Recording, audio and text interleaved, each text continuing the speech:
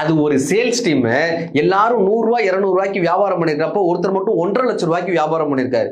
எப்படி இப்போ 1.5 லட்சம் ரூபாய்க்கு வியாபாரம் பண்ண எத்தனை கஸ்டமர் பார்த்தான்னு கேட்டிருக்காங்க. நான் ஒரே கஸ்டமர் தாங்க பார்த்தேன், 1.5 லட்சம் ரூபாய்க்கு வியாபாரம் ஆச்சு. எப்படின்னு கேட்டிருக்காங்க. ஒருத்தர் மீன் பிடிக்கிற தூண்டில் வாங்கணும்னு வந்தாரு. நான் பெரிய தூண்டிலா ஒண்ணு காமிச்சேன். அதுக்கப்புறம் மீனை பிடிக்கக்கூடிய உணவை காமிச்சேன்.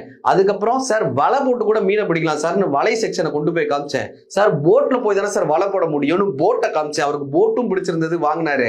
அதுக்கப்புறமா லைஃப் ஜாக்கெட் செக்ஷனை காமிச்சு அவருக்கு லைஃப் ஜாக்கெட்டும் பிடிச்சிருந்தது. இந்த போட்டையும் காரையும் கனெக்ட் பண்ணக்கூடிய ட்ரக்கை காமிச்சேன், அவருக்கு அந்த ட்ரக்கும் பிடிச்சிருந்துச்சு. சார் இந்த மீனை பிடிச்சி அங்கேயே சுட்டு சாப்பிடலாம் சார், நான் அடுப்பை காமிச்சேன், கோல் அடுப்பை, அதுவும் பிடிச்சிருந்தது. டென்ட் செக்ஷனை காமிச்சேன், அப்படியே அங்க டென்ட் போட்டு நீங்க மீன் பிடிச்சி சாப்பிடலாம் சார்ன்னு. இப்படி ஒவ்வொன்னாய் நான் காட்ட காட்ட அவருக்கு ரொம்ப பிடிச்சிருந்தது, ஒவ்வொன்றும் வாங்கினாரு.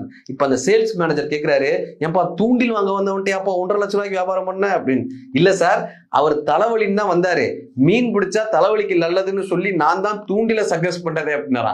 நம்மிடம் இருக்கக்கூடிய ஏதோ ஒன்று மற்றவர்களுக்கு தேவைப்பட்டு கொண்டே இருக்கிறது. நம்மிடம் இருப்பதை விற்பது மட்டும் வியாபாரம் அல்ல, அவர்களுக்கு தேவையான விஷயத்தை தரமான முறையில் வாடிக்கையாளர்களுக்கு கொடுப்பதும் வியாபாரமே.